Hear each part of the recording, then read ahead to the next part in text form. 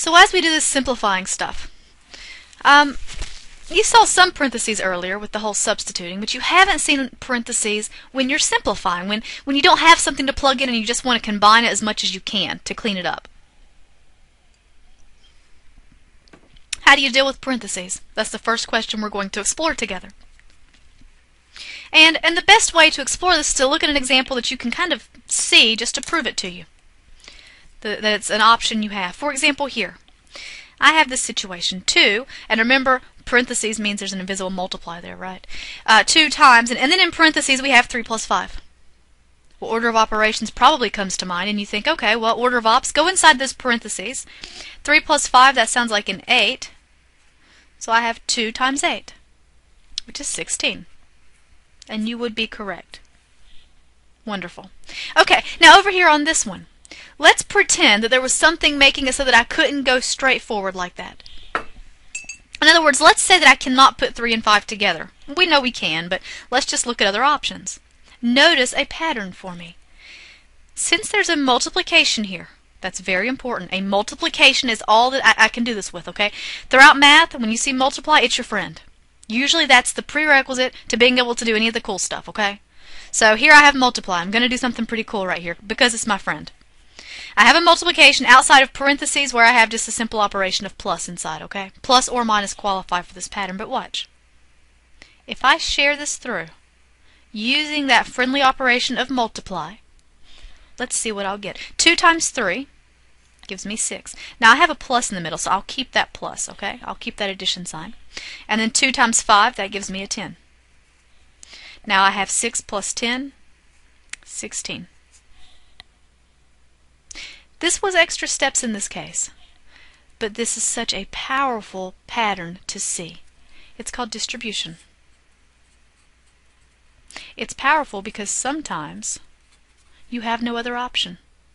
And this can help you finish the problem because you understand it'll get you to the same place. You'll still get that same answer at the end. So let me show you an example where you have to break down parentheses and you can't do this example we did on the left, where you have to use our new property of distribution. Here we go. 2 times 4x minus 3. Okay, order of operations. Let's take a look inside those parentheses, right? Order of operations say parentheses first, so we'll go inside here. Oh, wait a second. We know that when we're adding and subtracting, we need like terms. Recall that when we're simplifying with adding and subtracting, we need like terms. We need exactly matching pieces. We have a problem. This one has an x, this one doesn't. I can't put them together, I'm stuck. Except for that we just saw a nice pattern. So check this out. Since there's a multiplication right there, I'm going to distribute. I'm going to share my 2 to both pieces. Let's see. 2 times 4 gives me 8. I'll keep that x attached. 2 times a negative 3, since the sign stays with the number it's in front of, 2 times negative 3 gives me a negative 6. Again, they're still not like terms even after the multiply, so I just circle them. Fully simplified. Very cool. So I can't put together. They're not like terms because there's a power of 2 on this one, and there's a power of 1 if you really want to know on this x here. There's only one of them, i.e. power of 1. So to break this down, I'll distribute. Again, remembering there's a multiplication on the outside, that's kind of a prerequisite. So 6 times 3, that sounds like an 18. We keep the x squared. And then 6 times a positive 2, that's a positive 12, and we keep the x. Again, looking at the final result, there's still not like terms present, so we'll circle it. We have fully simplified.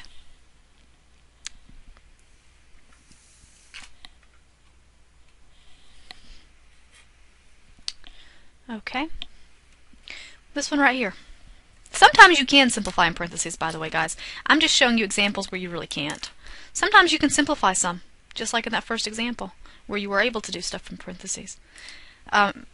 This is just a cool tool to have. So here we have different things attached. Once again, we have x squared, y squared, and a combination of x, y, but there's the power of 1s, and they're together in the same piece. So nothing here matches exactly. These are not like terms inside there. So our only choice is to distribute.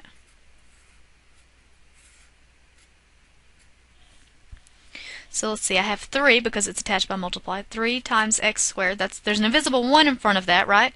So that's the same thing as saying 3 times 1 gives me a 3. Then I have x squared. 3 times, oh, there's an invisible 1 in front of that y squared too, right? A negative 1 actually, since there's a negative there. So 3 times negative 1 sounds like a negative 3 to me. Y squared. Oh no. And then we have 3 times 1/3. Ugh. My thought bubble. Not putting it in the center of my work, but I am going to think about it. Well, remember there's a 1 underneath that first of all. So 3 times 1 is 3 over 1 times 3 is 3, which gives me a 1. Or remember that if you had something on top and bottom when you have multiplication by fractions, since multiplication is our friend, if you have something matching on top and bottom, or at least with a similar piece, you can simplify it. I'm going to pull 3 out of both of these to get my 1s. As long as I do the same on top and bottom, that's legit, remember? So there I have a 1. Okay, good. So in other words, plus 1 xy. And remember, you don't have to show the 1. Let's make it more complicated. Let's look at this example right here. Wow, are you kidding me? Order of operations? Happening a lot here, huh? I mean, we still always start with this train of thought forever in math. Please excuse my dear Aunt Sally. PEMDAS, right? Order of ops. Do I have any parentheses? Well, sure. So I jump inside these. Then I ask it again. That's always the first thing I ask. Any more parentheses? Sure. Jump inside. So I go to the very inside and start there. So as I look here, 5x minus 2, hopefully you're thinking right away, yeah, I can't put those together. They're not like terms. Well, then that means I have to try another trick. Is there another way I can break these parentheses up? Well, look, there's something in front. A minus. Well, remember, if I really want to show a 1, I can show it. I don't have to. I can just think of it as a negative, whatever floats your boat. But I'm going to put a 1 there. So I'm going to consider this a negative 1 in front, since a 1 doesn't change a thing when it's being multiplied. And I'll share that through. So negative in front of 5x is what we're going to get. It's just going to negate every piece. And a negative times a negative 2 is a positive 2. Once I've distributed, notice I dropped my parentheses. I don't need them anymore. So now I have these bracket parentheses, which a lot of people don't like. And if you don't like it, guess what? You can recopy it. See, watch. They're just grouping symbols.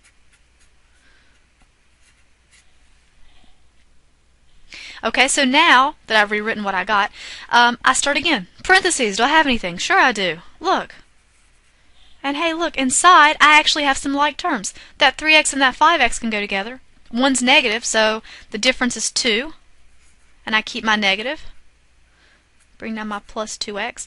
I do not drop parentheses because I only simplified 2 of my pieces. I still have stuff being attached here inside the parentheses with this number out front attached by multiply. At least I cleaned it up some though. Because now I can say, oh look, 2 pieces attached by multiply or by addition or subtraction with this multiply outside. Let's share it by multiplication. 2 times 2 is 4. Negative and a negative gives me a positive. X still hangs on. 2 times 2 is still 4. But this time I'm going to get a negative because they're opposite signs. So 4x minus 4, and of course you do not have to write that positive number or positive symbol there. It's also invisible if you want it to be. Okay, so with this one, again using order of operations, we look inside the parentheses to see that we cannot combine those two terms. They're not like terms. This one has x, this one doesn't. We still want to break down our parentheses first, though. So what we're going to do is the distributive property that we just learned. That 12 hundredths is still attached by multiplication, even if it is an ugly decimal. And of course, multiplying by hand, since we don't have a calculator on this first exam, would look something like this.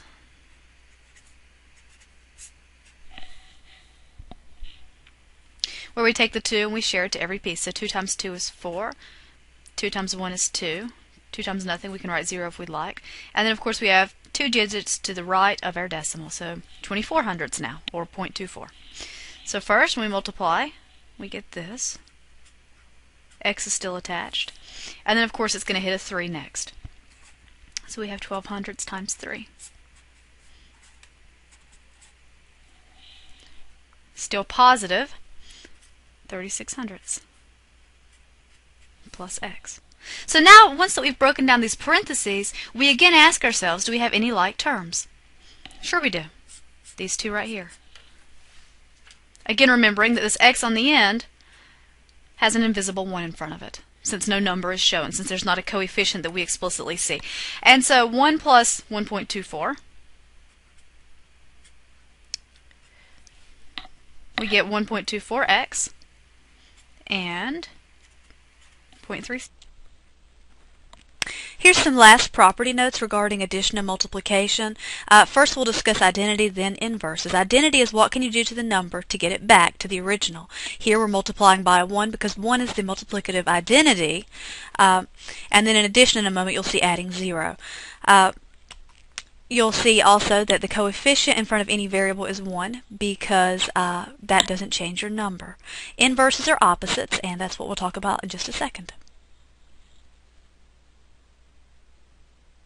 Opposite stuff, when you're dealing with multiply, the opposite, or as a lot of people call it, the inverse of multiplication is divide.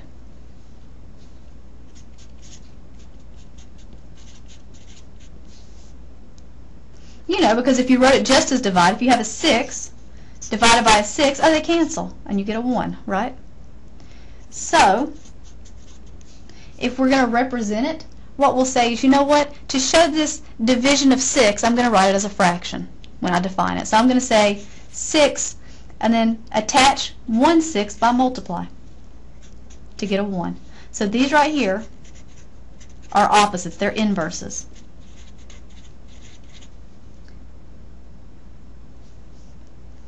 And of course, again, order doesn't matter.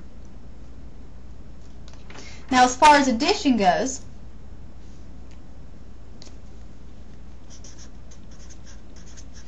we have similar stuff. If you want to add something that will never change the number you're adding it to, add 0, right? So if I had, for example, 3 plus 0,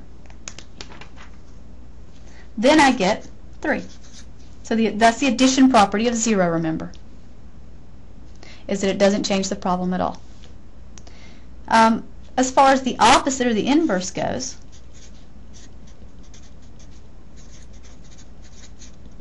the opposite of add is subtract.